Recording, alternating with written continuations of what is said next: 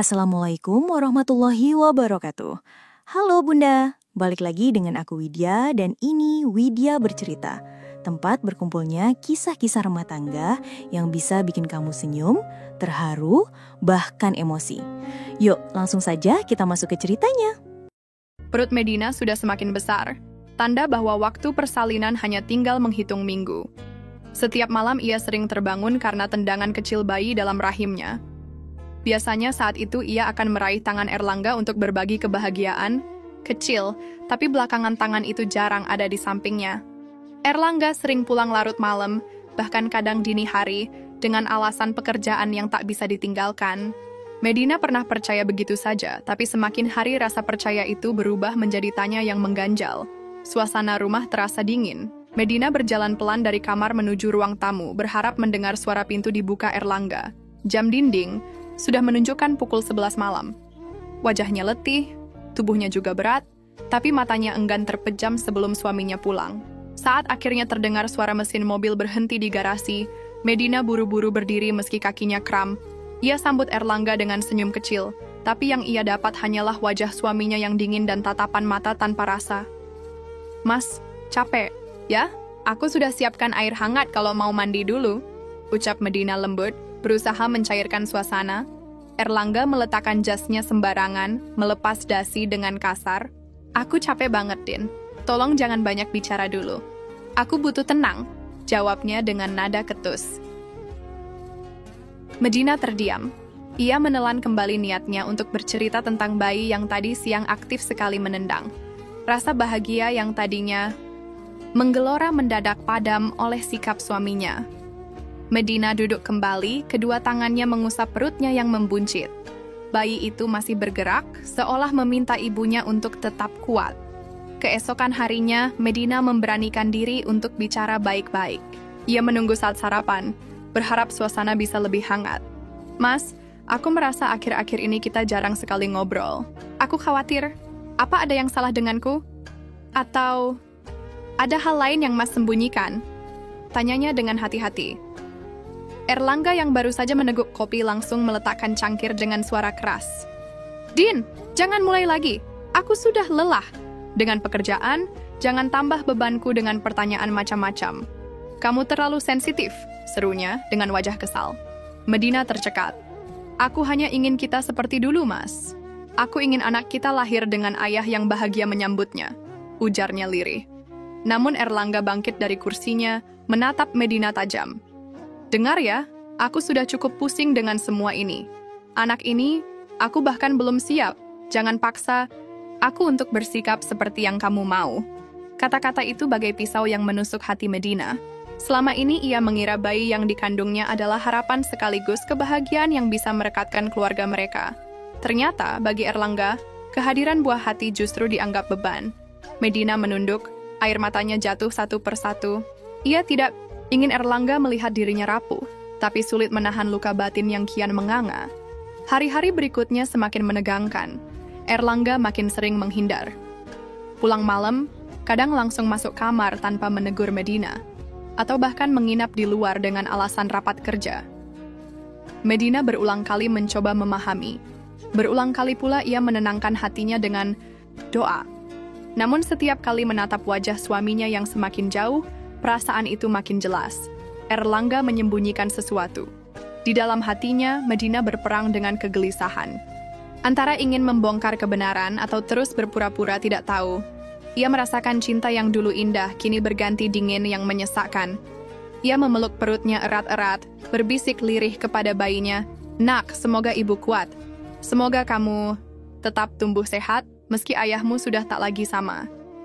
Malam itu, saat Erlangga kembali pulang larut dengan wajah letih dan aroma parfum asing yang menempel di bajunya, Medina sadar, badai besar sedang menunggu di depan. Dan ia, mau tidak mau, harus siap menghadapinya. Malam itu, saat Erlangga kembali pulang larut dengan wajah letih dan aroma parfum asing yang menempel di bajunya, Medina sadar, badai besar sedang menunggu di depan. Dan ia, mau tidak mau, harus siap menghadapinya. Keesokan harinya, setelah Erlangga berangkat kerja, Medina duduk di tepi ranjang sambil menatap ponsel suaminya yang tergeletak di meja. Biasanya Erlangga tak pernah meninggalkan ponsel, selalu dibawa kemanapun. Kali ini, entah karena terburu-buru, ia lupa. Jantung Medina berdegup kencang, ada suara kecil dalam hati yang mendorongnya untuk memeriksa. Dengan tangan bergetar, ia membuka layar dan menemukan pesan-pesan yang membuat napasnya tercekat. Ada nama Kinasih di sana, lengkap dengan kalimat, mesra yang tak pantas untuk seorang pria beristri. Mas, aku rindu lagi. Cepat datang, aku sudah menyiapkan makan malam spesial hanya untuk kita. Begitu salah satu pesannya. Medina mematung. Tangannya dingin, tubuhnya gemetar, matanya berkaca-kaca. Seolah dunia runtuh di depan mata. Ia berharap semua itu hanya salah. Paham, hanya gurauan, tapi terlalu banyak pesan yang jelas menunjukkan kedekatan mereka. Ada emotikon hati, ada panggilan sayang. Medina menutup mulutnya dengan tangan, berusaha menahan isak. Perutnya menegang, bayi dalam rahimnya ikut bergerak, seakan merasakan luka hati sang ibu. Saat Erlangga pulang malam itu, Medina memberanikan diri untuk bertanya. Ia menunggu sampai suaminya duduk melepas sepatu, lalu berkata pelan, "Mas, aku lihat pesan di ponselmu. Siapa Kinasih itu?" Erlangga menoleh cepat, wajahnya langsung berubah tegang. "Kamu ngapain buka ponselku? Kamu nggak percaya lagi sama aku?" Suaranya meninggi, matanya melotot. "Mas, aku hanya ingin tahu. Aku istrimu. Aku sedang mengandung anakmu. Kenapa ada pesan seperti itu? Apa benar Mas ada hubungan dengan wanita?"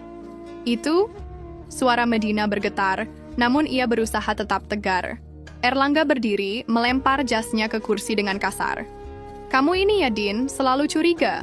Aku kerja banting tulang buat keluarga. Tapi balasannya kamu tuduh aku selingkuh. Kamu kebangetan." Medina terdiam. Air matanya jatuh, tapi ia tetap mencoba bicara. "Kalau memang tidak ada apa-apa, jelaskan padaku. Jangan membuat aku terus menebak-nebak." Namun bukannya menjelaskan, Erlangga menepis tangan Medina yang mencoba menyentuh lengannya. "Sudahlah, jangan ikut campur. Kamu cuma memperkeruh suasana. Pikiranmu itu yang bikin aku jengah." Sejak malam itu, jarak di antara mereka semakin nyata. Erlangga sering pergi dengan alasan rapat, namun gosip yang beredar di telinga Medina semakin menguatkan dugaan. Tetangga berbisik-bisik ketika melihatnya lewat. Ada yang kasihan, ada pula yang hanya menyindir. Suatu sore, Medina mendengar langsung percakapan dua ibu-ibu di warung depan rumah. "Itu loh Erlangga, sering banget kelihatan jalan bareng janda kaya itu, Kinasih namanya. Katanya punya banyak usaha, makanya Erlangga betah." Kasihan Medina, padahal lagi hamil besar, tapi memang janda itu pintar merayu. Ucapan itu menusuk hati Medina lebih dalam daripada pisau. Ia pulang dengan langkah gontai, membawa perasaan malu bercampur sakit. Air matanya jatuh tanpa henti. Ia bertanya pada dirinya sendiri, apa kurangnya sebagai istri sampai suaminya tega berbuat seperti itu. Beberapa hari kemudian, saat Erlangga pulang, Medina mencoba sekali lagi menegur dengan hati-hati. "Mas, aku dengar banyak orang bilang Mas sering bersama Kinasih. Apa benar? Jangan membuat aku terlihat bodoh di mata orang banyak. Aku cuma ingin kejelasan." Erlangga terdiam sesaat, lalu tertawa miris. "Iya, terus kenapa kalau aku dekat dengan Kinasih? Dia orang baik, dia peduli sama aku. Kamu pikir aku bisa hidup hanya dengan rengekan dan curigaanmu?" Medina terperangah. Kata-kata itu lebih tajam dari apapun. "Mas, aku istrimu. Aku yang mengandung anakmu. Kenapa bisa kamu bilang seperti itu?" Erlangga menatapnya tanpa rasa bersalah. "Din, kamu terlalu banyak menuntut. Kinasih lebih mengerti aku daripada kamu. Jadi kalau kamu mau marah, marahlah, aku nggak peduli." Medina terduduk lemas. Ia memegangi perutnya yang mulai terasa nyeri karena tekanan emosional. Bayi dalam rahimnya seakan resah. Ia ingin berteriak, ingin menampar kenyataan pahit yang menampar dirinya, tapi tubuhnya terlalu lemah. Malam itu, Medina menangis di kamar seorang diri. Suaminya tertidur di ruang tamu, seolah tak terjadi apa-apa. Air mata tak berhenti mengalir, membasahi bantal. Ia merasa terpuruk, tidak dihargai, bahkan seolah tak berarti, meski sedang mengorbankan tubuh dan jiwanya demi melahirkan keturunan, untuk Erlangga. Dalam batinnya ia berbisik lirih, "Ya Allah, jika ini ujian, kuatkan aku. Tapi jika ini pengkhianatan, tunjukkan kebenarannya." Aku sudah terlalu hancur. Malam itu, Medina menangis di kamar seorang diri. Suaminya tertidur di ruang tamu seolah tak terjadi apa-apa. Air mata tak berhenti mengalir, membasahi bantal. Ia merasa terpuruk, tidak dihargai, bahkan seolah tak berarti meski sedang mengorbankan tubuh dan jiwanya demi melahirkan keturunan untuk Erlangga. Dalam batinnya ia berbisik lirih, "Ya Allah, jika ini ujian, kuatkan aku. Tapi jika ini pengkhianatan, tunjukkan kebenarannya. Aku sudah terlalu hancur." Keesokan harinya, ketegangan meledak. Medina mencoba kembali berbicara, meski hatinya masih perih. Ia menunggu saat Erlangga pulang sore itu. Begitu pintu terbuka, Medina langsung menyapanya dengan suara pelan, "Mas, kita perlu bicara. Aku nggak bisa terus-terusan begini. Aku butuh kepastian. Aku butuh suamiku kembali." Namun Erlangga hanya meletakkan tas kerjanya, melepas sepatu, lalu duduk tanpa menatap wajah istrinya. "Aku capek, Din. Jangan ganggu aku lagi dengan masalah yang itu-itu saja." Medina memberanikan diri duduk di sampingnya. "Mas, aku hamil tua. Aku butuh perhatianmu. Aku butuh kita bersama-sama menyambut anak ini. Aku mohon, jangan abaikan aku." Erlangga mendengus, lalu berdiri. "Din, dengar baik-baik. Aku sudah bilang, aku jenuh. Aku merasa terikat, terpenjara. Kamu pikir aku bahagia dengan semua ini? Kamu terlalu bergantung padaku. Aku butuh hidup yang lebih. Aku butuh orang yang benar-benar bisa membuatku merasa hidup kembali." Medina menatapnya tak percaya. "Kamu maksud Kinasih?" Suaranya bergetar. Erlangga menoleh tajam, kali ini tidak ada lagi upaya menyembunyikan. "Ya, Kinasih. Dia lebih mengerti aku daripada kamu. Dia memberiku kebebasan, bukan beban. Bersamanya, aku merasa berarti. Kamu hanya membuatku terikat dengan segala tuntutan. Bahkan kehamilan ini, aku merasa terjebak, Din." Tubuh Medina bergetar hebat. Air matanya jatuh tanpa bisa ditahan. "Mas, jangan berkata seperti itu. Anak ini darah dagingmu. Apa? Kamu benar-benar tega?" Tiba-tiba Erlangga mengangkat suaranya. Wajahnya memerah. "Cukup. Aku sudah tidak tahan lagi. Mulai hari ini, kita selesai. Aku ceraikan kamu, Din." Medina terhuyung. Tangannya refleks memegang perutnya. "Apa yang kamu katakan, Mas? Jangan bercanda, aku serius," potong Erlangga dingin. "Aku jatuhkan talak 3 padamu. Aku tidak akan pernah kembali. Aku ingin menikahi Kinasih, dan aku akan melakukannya. Kamu harus terima kenyataan ini." Sejenak waktu berhenti bagi Medina. Kata-kata itu terdengar bergema di kepalanya, menancap dalam seperti racun. "Talak 3? Suaranya parau, hampir tak terdengar. "Ya, talak 3. Tidak ada lagi kita, Din. Jangan lagi berharap. Aku sudah memilih jalanku," ucap Erlangga tanpa sedikit pun rasa bersalah. Medina menangis sejadi-jadinya. Tubuhnya gemetar. Dadanya sesak. Ia merasa harga dirinya diinjak-injak oleh orang yang selama ini ia cintai. Bagaimana mungkin seorang suami tega menjatuhkan talak saat istrinya tengah berjuang mengandung buah hatinya? Bagaimana bisa ia memilih seorang janda kaya daripada istri sah yang telah menemaninya sejak awal? Malam itu, Medina duduk di lantai kamar, memeluk perutnya yang membesar. Tangisnya pecah, bercampur doa-doa yang dipanjatkan dengan suara lirih. Ia tahu hidupnya telah berubah. Rumah tangga yang dibangunnya dengan penuh harapan runtuh dalam sekejap. Konflik batin menyeretnya ke jurang. Haruskah ia terus memohon dan mempertahankan rumah tangga demi anaknya? Ataukah ia menerima kenyataan pahit bahwa pernikahannya benar-benar berakhir? Dalam hatinya, ia masih mencintai Erlangga, tapi luka yang ditorehkan terlalu dalam. Ia merasa dikhianati, dikecewakan, diperlakukan seolah tak ada artinya. Medina berbisik kepada dirinya sendiri di tengah isak tangis. "Mungkin aku harus belajar melepaskan, tapi ya Allah, apakah aku sanggup?" Medina berbisik kepada dirinya sendiri di tengah isak tangis. "Mungkin aku harus belajar melepaskan, tapi ya Allah, apakah aku sanggup?" Pagi harinya, Erlangga sudah bersiap dengan wajah dingin. Tanpa basa-basi, ia membuka lemari dan mengeluarkan koper. Medina yang masih lemah terkejut melihat ulah suaminya. "Mas, apa yang kamu lakukan?" Tanyanya dengan suara serak. Kamu harus pergi dari rumah ini. Aku sudah bilang, kita selesai. Kamu nggak punya hak lagi tinggal di sini. Jawab Erlangga ketus. Tangannya memasukkan baju Medina asal-asalan ke dalam koper, tanpa peduli pakaian itu masih terlipat rapi atau tidak. Medina berusaha merebut koper itu, air matanya kembali jatuh. Mas, tolong jangan begini. Aku nggak punya tempat lain. Aku hamil besar, sebentar lagi melahirkan. Apa kamu tega membiarkan aku keluar begitu saja? Erlangga menepis tangannya dengan kasar. Din, aku sudah membuat keputusan. Kamu hanya akan membuatku susah kalau tetap di sini. Aku harus memulai hidup baru bersama Kinasih. Jadi, jangan bikin ribet. Segera keluar. Kata-kata itu membuat tubuh Medina lemas. Ia hanya bisa memegangi perutnya yang menegang. Saat itulah pintu depan terbuka, dan masuklah seorang wanita dengan dandanan mewah, parfum menyengat, dan senyum penuh ejekan. Dialah Kinasih, wanita yang selama ini menjadi duri dalam rumah tangganya. Jadi ini istrimu yang suka drama itu, Lang? Kinasih menatap Medina dari ujung kepala hingga kaki dengan tatapan merendahkan. Kasihan sekali. Perutnya besar, wajahnya pucat, tapi masih berani menuntut haknya. Seharusnya kamu sadar diri, Din.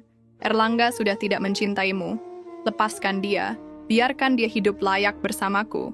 Medina menatap Kinasih dengan mata berkaca-kaca. Kamu, bagaimana bisa begitu tega merusak rumah tangga orang? Kinasih tersenyum miring, lalu menyibakkan rambutnya ke belakang dengan angkuh. Aku tidak merebut. Aku hanya mengambil apa yang memang sudah seharusnya jadi milikku. Erlangga pantas mendapatkan wanita seperti aku, bukan seperti kamu yang hanya tahu merengek dan menangis. Erlangga berdiri di samping Kinasih, seolah mendukung semua hinaan itu. Sudahlah, Din, jangan mempermalukan dirimu sendiri. Ambil barangmu, pergi, dan jangan kembali lagi. Dengan tubuh gemetar, Medina mengambil koper yang setengah penuh. Ia berjalan terseok, setiap langkahnya terasa berat, bukan hanya karena kandungannya yang besar, tetapi juga karena hatinya yang remuk. Ia melewati halaman rumah dengan tatapan kosong. Tetangga yang melihat keluar rumah langsung terperanjat.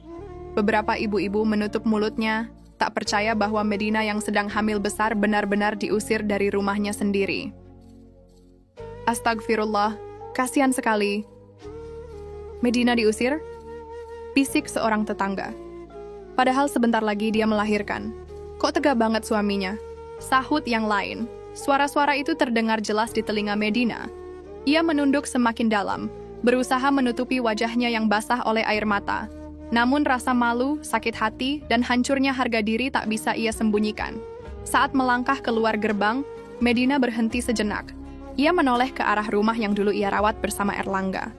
Kini rumah itu terasa asing, bahkan menakutkan. Di balik pintunya ada suami yang mengusir, ada wanita asing yang menghina. Ia sadar, rumah itu bukan lagi tempatnya pulang. Dengan sisa tenaga, Medina pergi membawa koper seadanya.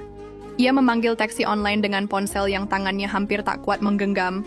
Saat duduk di kursi belakang mobil, ia menangis tanpa suara, hanya air mata yang terus jatuh membasahi pipi. Perjalanan ke rumah orang tuanya terasa panjang.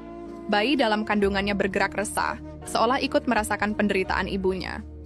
Medina mengusap perutnya, berbisik lirih, "Nak, maafkan ibu. Kita sudah tidak punya tempat lagi di hati ayahmu. Tapi ibu janji akan tetap menjagamu." Ketika akhirnya sampai di depan rumah orang tuanya, Medina hampir tak sanggup berdiri. Ibunya yang sudah menunggu di teras terkejut melihat kondisi anaknya. "Ya Allah, Din, apa yang terjadi padamu? Kenapa kamu pulang seperti ini?" Medina hanya bisa menangis dan memeluk ibunya erat-erat. Dalam pelukan itu, ia akhirnya merasa ada tempat yang masih menerimanya. Namun di dalam hati, luka tetap menganga. Ia sadar bahwa di hati Erlangga ia sudah tak punya tempat lagi. Namun di dalam hati, luka tetap menganga. Ia sadar bahwa di hati Erlangga, ia sudah tak punya tempat lagi.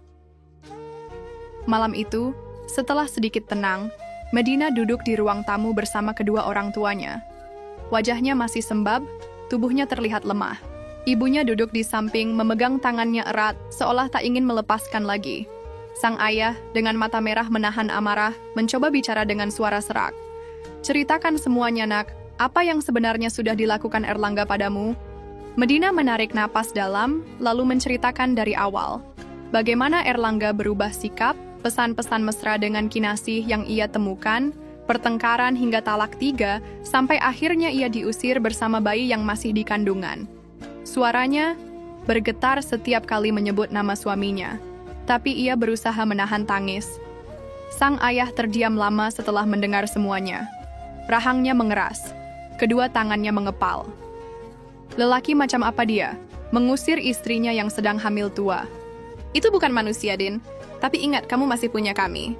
Kamu tidak sendiri. Ucapan itu sedikit menenangkan hati Medina. Ia menunduk, air matanya jatuh membasahi lututnya.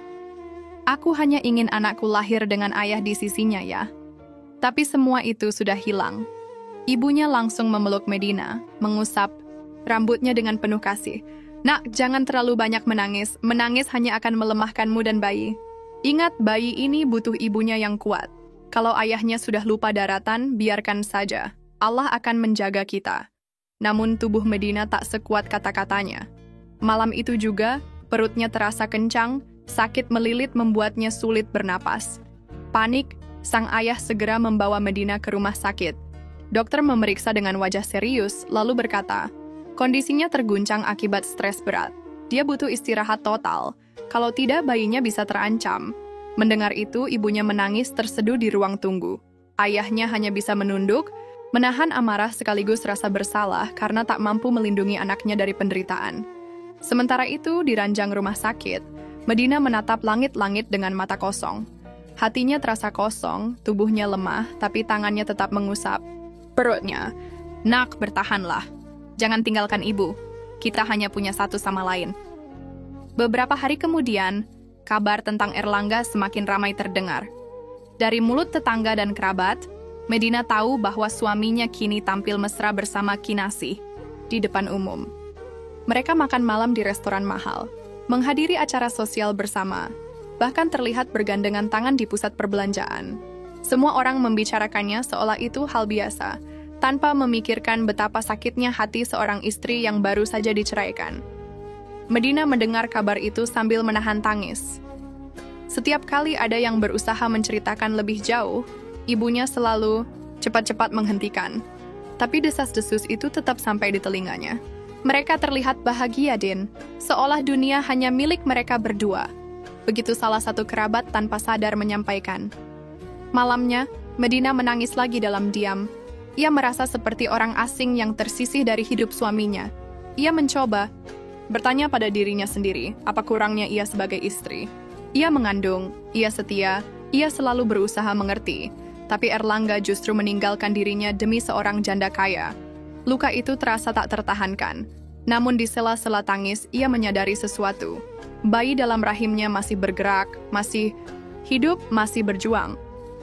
Medina mengusap perutnya pelan, mencoba menenangkan diri. Kalau ibu hancur, kamu juga akan ikut hancur, nak. Tidak, ibu harus kuat. Demi kamu. Hari-hari berikutnya, Medina belajar menata hati. Ia menjalani rawat jalan, rutin memeriksakan kandungannya, dan lebih sering berada di rumah bersama orang tuanya. Meski rasa sakit itu belum hilang, ia mulai mencoba menerima kenyataan. Erlangga memang sudah memilih jalannya, dan jalan itu bukan lagi bersamanya.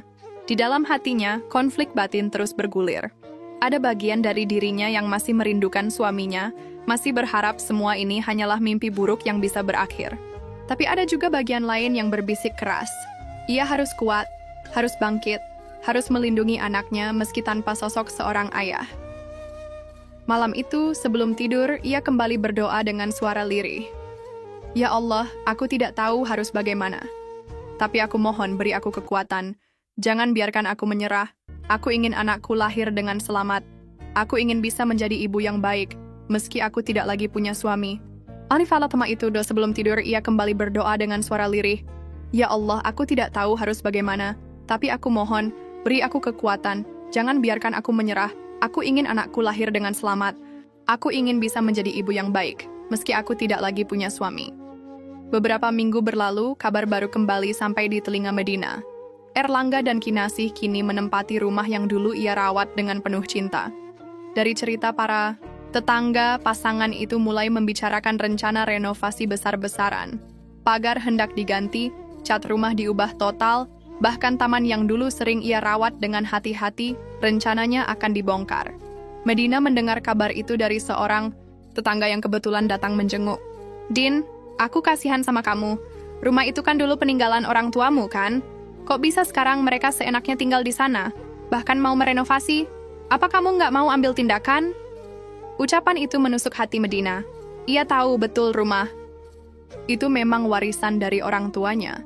Namun selama ini ia tak pernah berpikir untuk menegaskan haknya.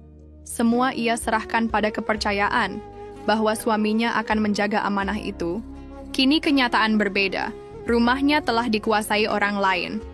Di ruang makan, Medina akhirnya membuka pembicaraan dengan ayah dan ibunya. "Ya, Bu, aku dengar Erlangga dan Kinasi sekarang menempati rumah itu. Mereka bahkan mau merenovasi. Aku bingung harus bagaimana. Rumah itu sebenarnya..." Suaranya tercekat, air matanya hampir jatuh. Ayahnya menatap tajam ke arah meja, lalu berkata dengan nada penuh tekanan, "Din, rumah itu bukan milik Erlangga. Itu milikmu. Warisan dari almarhum ayahku yang memang aku serahkan padamu sejak awal. Menikah. Kami masih menyimpan dokumennya. Jangan biarkan mereka merampas hakmu." Medina menunduk. "Tapi ya, aku takut. Aku tidak ingin memperkeruh keadaan. Aku hanya ingin tenang, fokus pada kandunganku." Sang ayah menggenggam tangannya kuat-kuat. "Nak, kalau kamu diam, mereka akan semakin berani.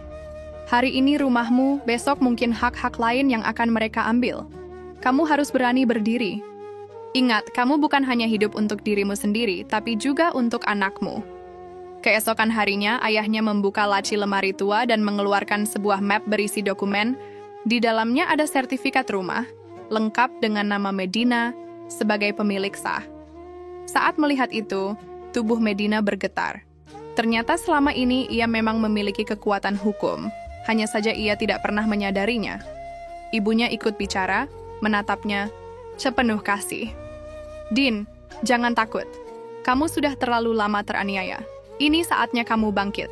Rumah itu hakmu dan kamu berhak menuntutnya kembali. Jangan biarkan mereka berpesta di atas penderitaanmu." Medina memeluk dokumen itu erat-erat. Air matanya jatuh. Kali ini bukan hanya karena sedih, tetapi juga karena campuran rasa marah dan tekad. Ia tahu langkah ini tidak akan mudah. Erlangga dan Kinasi pasti akan melawan dengan segala cara. Tapi ia juga tahu, jika ia hanya berdiam diri, maka ia akan kehilangan segalanya. Di dalam hatinya konflik batin semakin kuat. Ia masih seorang wanita yang hamil besar, rapuh secara fisik dan emosional. Ada bagian dari dirinya yang hanya ingin pasrah, membiarkan semuanya berjalan. Namun ada juga suara dalam hati yang berteriak. Jika ia menyerah, anaknya kelak akan lahir dalam keadaan penuh kekalahan, tanpa harga diri. Malam itu, setelah semua orang tidur, Medina duduk sendiri di kamar sambil menatap dokumen di tangannya. Ia mengusap perutnya dengan lembut. "Nak, rumah itu milik ibu, milik kita. Aku harus memperjuangkannya, bukan demi aku saja, tapi juga demi masa depanmu." Udara malam yang dingin terasa menembus tulangnya, tapi hatinya perlahan mulai hangat oleh tekad yang tumbuh. Ia sadar bahwa pertarungan baru saja dimulai, dan kali ini ia tak akan mundur. Udara malam yang dingin terasa menembus tulangnya, tapi hatinya perlahan mulai hangat oleh tekad yang tumbuh. Ia sadar bahwa pertarungan baru saja dimulai, dan kali ini ia tak akan mundur. Hari sidang pertama tiba. Medina datang dengan langkah pelan. Tubuhnya masih berat karena kandungan yang kian mendekati waktu melahirkan. Namun wajahnya dipaksa tetap tegar. Ia ditemani ayahnya yang memegang erat bahunya, seolah menyalurkan kekuatan. Di ruang sidang, kursi-kursi mulai dipenuhi pengunjung. Beberapa adalah tetangga yang ingin tahu akhir dari kisah rumah tangga yang jadi bahan pembicaraan. Tak lama kemudian, pintu ruang sidang terbuka lebar. Erlangga masuk dengan setelan jas rapi, berjalan dengan dagu terangkat. Di sampingnya, Kinasih melangkah dengan gaun elegan, bibirnya tersenyum sinis. Keduanya duduk di kursi tergugat dengan sikap angkuh, seolah yakin kemenangan sudah di tangan. Beberapa orang bahkan berbisik, itu mereka, pasangan yang katanya akan membangun ulang rumah besar itu. Medina menunduk sejenak, menahan getaran dalam dadanya. Tapi ketika tangannya menyentuh perut yang membesar, ia menarik napas panjang. "Aku di sini bukan hanya untuk diriku," bisiknya dalam hati. "Aku di sini demi anakku." Sidang dimulai. Hakim membuka dengan suara tegas. "Penggugat, silakan ajukan bukti kepemilikan rumah yang disengketakan." Ayah Medina menyerahkan map berisi sertifikat asli, lengkap dengan nama Medina sebagai ahli waris sah dari orang tuanya. Hakim menatap dokumen itu dengan seksama, lalu mengangguk pelan. Erlangga langsung menoleh ke Medina, matanya menyala penuh ejekan. "Kamu kira dengan secarik kertas itu kamu bisa menang? Din, kamu itu lemah, kamu bahkan gak sanggup berdiri tanpa bantuan orang tuamu. Apa kamu pikir bisa melawan aku dan Kinasih?" Kinasih ikut tersenyum miring, lalu berbisik cukup keras untuk terdengar, "Kasihan ya, datang ke pengadilan dengan perut besar begitu. Kalau aku di posisinya, lebih baik diam di rumah daripada mempermalukan diri." Ucapan itu membuat wajah Medina panas, tapi ia menahan diri. Air matanya hampir jatuh, namun ia mengangkat kepalanya. Dalam hatinya, ia bergulat antara rasa takut dan tekad.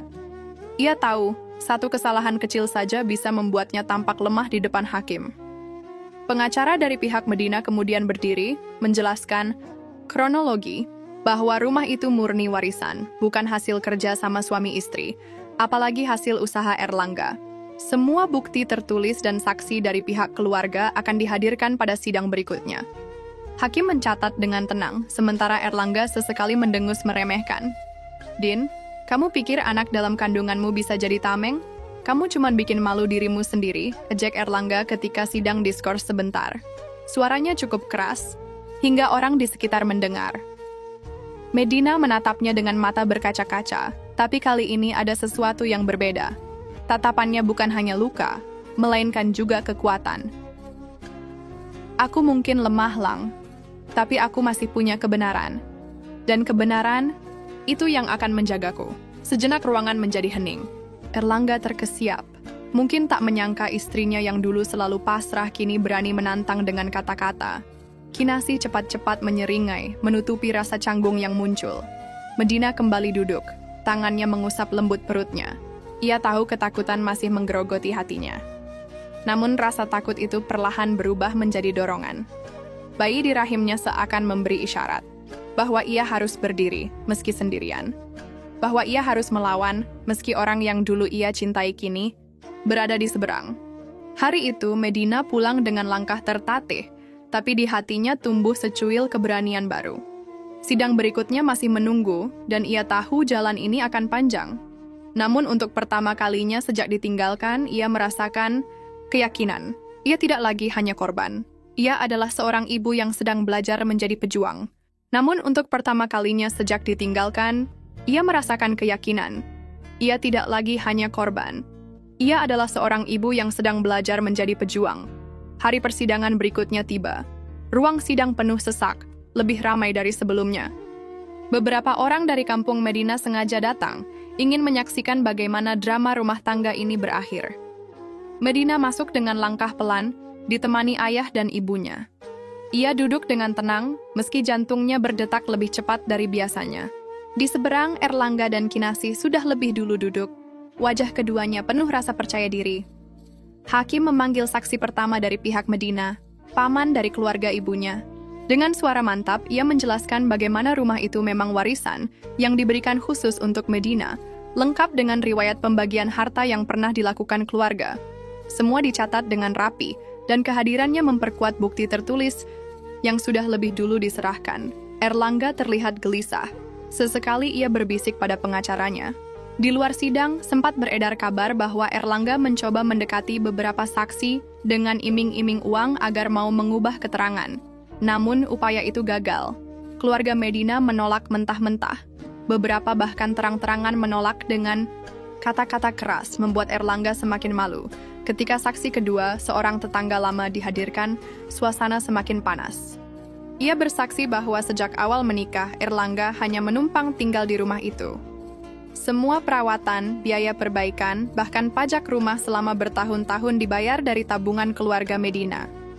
Hakim mengangguk, mencatat dengan seksama, Sementara wajah Erlangga semakin tegang. Kinasih tak tahan diam. Ia berdiri, bersuara lantang meski tidak dipanggil. Semua ini omong kosong. Medina hanya mencari simpati. Kalau memang rumah itu miliknya, kenapa selama ini dia diam saja? Bukankah Erlangga yang menafkahi? Bukankah rumah itu juga ditempati bersama? Jangan mengada-ada hanya karena sakit hati ditinggalkan. Hakim langsung mengetuk palu, menegur Kinasih agar menjaga sikap. Namun kata-kata itu sudah terlanjur melukai hati Medina. Ia menunduk, menggenggam tangannya erat-erat di atas meja. Matanya hampir jatuh, tapi ia buru-buru berdoa dalam hati. Ya Allah, jangan biarkan aku terlihat rapuh. Jangan biarkan aku kalah hanya karena tangisku. Sidang berlanjut dengan menghadirkan saksi ketiga, seorang notaris yang dulu mengurus surat warisan. Dengan jelas, ia menyatakan bahwa dokumen atas nama Medina sah di mata hukum. Keterangan itu membuat hakim semakin yakin bahwa posisi Medina kuat. Di kursi tergugat, Erlangga mulai kehilangan kendali. Kalian semua bersekongkol, hanya ingin menjatuhkan aku, teriaknya. Ia menunjuk ke arah Medina dengan wajah penuh amarah. Din, kamu puas sekarang? Kamu benar-benar tega mempermalukan aku di depan semua orang. Medina mengangkat kepalanya. Tatapannya penuh air mata, namun suaranya lembut dan tegas. Aku tidak ingin mempermalukan siapapun, Lang. Aku hanya ingin mempertahankan hakku. Hak anakku. Itu saja. Ruangan menjadi hening. Hakim menatap lama ke arah Medina, lalu ke arah Erlangga yang masih gelisah. Dari ekspresi Hakim, jelas terlihat arah keputusannya mulai condong ke pihak Medina. Batin Medina tetap bergolak. Ia takut, sangat takut, kalau tiba-tiba sesuatu membalikkan keadaan. Tapi doa-doanya terus terucap tanpa suara, hanya lewat hati yang bergetar. Ia berjanji pada dirinya sendiri, tidak peduli bagaimana akhirnya nanti, ia tidak akan menyerah. Untuk bayi, dalam kandungannya juga untuk harga dirinya, dia harus bertahan sampai akhir. Ia berjanji pada dirinya sendiri, tidak peduli bagaimana akhirnya nanti, ia tidak akan menyerah. Untuk bayi dalam kandungannya, untuk harga dirinya, ia harus bertahan sampai akhir. Hari putusan akhirnya tiba. Suasana ruang sidang lebih tegang daripada sebelumnya. Semua mata tertuju pada hakim yang duduk dengan wajah serius, memandang berkas-berkas yang menumpuk di meja. Medina duduk dengan napas tertahan, tangannya menggenggam erat map berisi dokumen warisan, seolah itu adalah satu-satunya pegangan hidupnya. Ayahnya di sebelah menepuk pelan bahunya, memberi isyarat agar tetap tenang. Hakim membuka persidangan dengan suara lantang. Setelah mempertimbangkan bukti-bukti tertulis, mendengar keterangan para saksi, dan menimbang seluruh keterangan para pihak, maka majelis hakim memutuskan, rumah yang menjadi objek sengketa adalah sah milik penggugat, saudari Medina, sebagai warisan dari orang tuanya. Suara itu bergema di seluruh ruangan. Medina menutup mulutnya, menahan isak yang hampir pecah. Ia menatap ke bawah, matanya basah, namun hatinya terasa sedikit lebih ringan. Hakim melanjutkan, dengan demikian, tergugat Erlangga dan saudari Kinasih diperintahkan untuk segera meninggalkan rumah tersebut dalam waktu 30 hari sejak putusan ini dibacakan. Tidak ada hak kepemilikan dari pihak tergugat atas rumah tersebut. Terdengar bisik-bisik dari para hadirin. Beberapa orang tersenyum puas, beberapa lainnya terkejut. Medina menoleh perlahan ke arah Erlangga. Suaminya yang dulu ia cintai kini hanya duduk terdiam, wajahnya kaku, seolah tak percaya bahwa ia kalah. Kinasih di sisi lain berdiri dengan marah. Ini tidak adil. Semua orang bersekongkol menjatuhkan kami. Hakim, Anda pasti sudah dipengaruhi. Suaranya melengking, membuat suasana ricuh. Hakim mengetuk palu keras. Saudari Kinasih, mohon jaga ucapan. Sidang ini tidak bisa diganggu dengan tuduhan tanpa dasar. Putusan sudah final.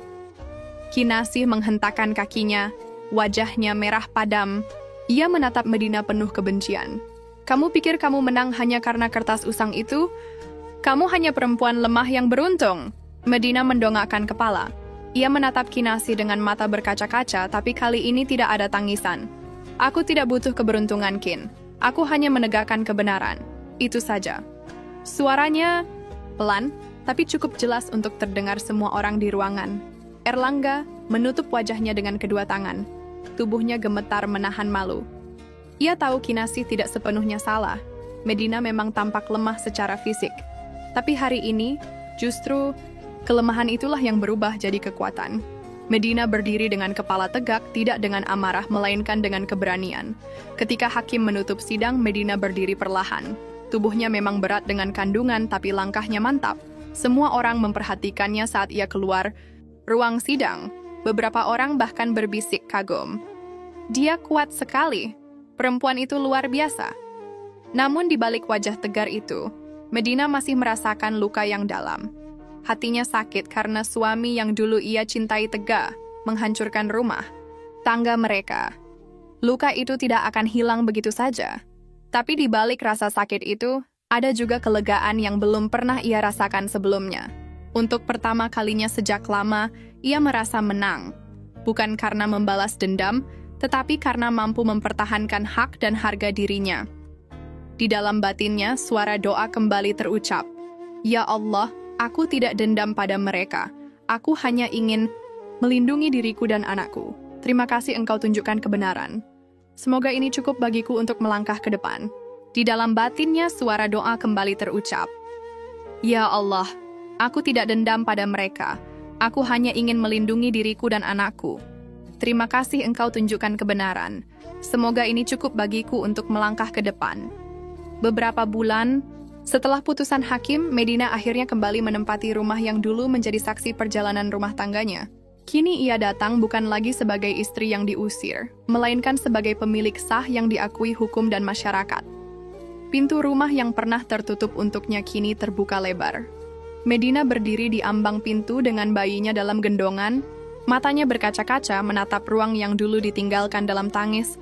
Bayi kecil itu menangis pelan, lalu tersenyum seolah merasakan kebahagiaan ibunya. Medina menunduk, mencium kening buah hatinya. Kita pulang, nak. Ini rumah kita. Tempat di mana kamu akan tumbuh dengan cinta, meski tanpa ayah di sisi. Di sisi lain, Erlangga dan Kinasih sudah meninggalkan rumah itu dengan rasa malu yang dalam. Kabar tentang kekalahan mereka di pengadilan menyebar cepat. Banyak orang yang sebelumnya memuji hubungan mereka kini justru menjauh. Usaha yang coba dibangun Kinasih goyah. Sebagian besar hartanya terkuras untuk biaya perkara dan gaya hidup yang terlalu mewah. Erlangga yang dulu berlagak angkuh kini hanya bisa menunduk ketika bertemu orang di jalan. Mereka berdua pergi meninggalkan lingkungan itu tanpa pamit, membawa sisa harga diri yang sudah hancur. Tetangga yang dulu hanya berbisik-bisik kini menyambut Medina dengan penuh hormat. Beberapa ibu datang membantu membersihkan rumah, ada yang membawakan makanan, bahkan anak-anak kecil berlarian menyapa bayinya. Medina, kamu wanita yang kuat, kami semua salut padamu. Tidak semua orang bisa bertahan seperti kamu. Ucap Salah, seorang tetangga sambil menepuk lembut bahunya. Medina tersenyum meski matanya berkaca-kaca. Aku hanya seorang ibu yang ingin melindungi anakku. Kalau bukan karena dukungan orang tua dan doa yang tak putus, mungkin aku sudah menyerah. Hari-hari berikutnya, Medina mulai menata hidup baru. Ia memilih menjalani kehidupan sederhana, jauh dari hingar-bingar dan gosip. Setiap pagi ia bangun lebih awal, merawat bayinya, lalu mengurus pekerjaan kecil yang ia jalankan dari rumah. Dengan tekun ia menjahit pesanan tetangga, sesekali menerima pekerjaan menulis untuk sebuah majalah lokal.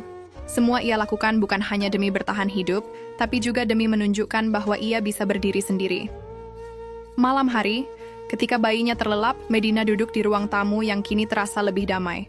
Ia memandang foto orang tuanya yang terpajang di dinding. Yah Bu, aku sudah berusaha menjaga amanah ini.